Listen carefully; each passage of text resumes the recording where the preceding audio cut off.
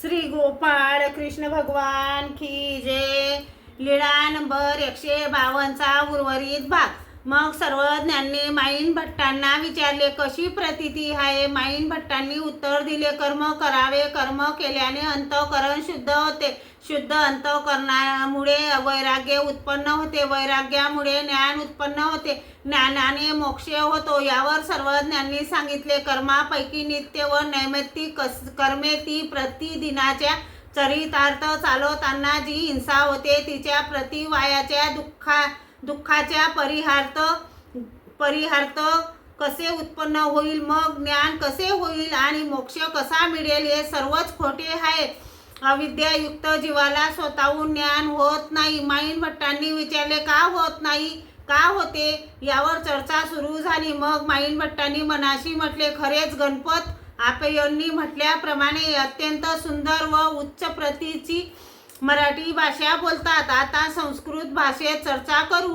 मग संस्कृत भाषेत चर्चा सुरू केली तेव्हा सर्वज्ञ संस्कृत सहज सुलभतेने बोलू लागले। ते अर्थ सांगितले ते माईन भट्टांनी कधी ऐकलेले नव्हते। अशी संस्कृत भाषेत दीड तास चर्चा झाली। सर्वज्ञांनी त्यांना संस्कृत भाषेतील चर्चेत सुद्धा निरुत्तर केले। माईन भट्ट गप्पच राहिले। मग सर्वज्ञांनी आपणहूनच म्हटले,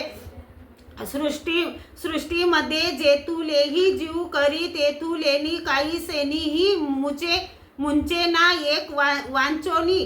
तेव्हा माईन भट्टाने विचारले, ज्या एका वाचून मुंचन होत नाही ते एक सृष्टीतच होत आहे, आणि शिवाय ती तर जीवाचीच क्रिया आहे, तर एक जीवात्मा ह्या क्रियेने जन्म मृत्यूच्या बंधनापासून सुटतो व त्याच क्रियेने दुसरा का सुटत नाही? सर्वज्ञांनी सांगितले, तो जीवाचा स्वभाव।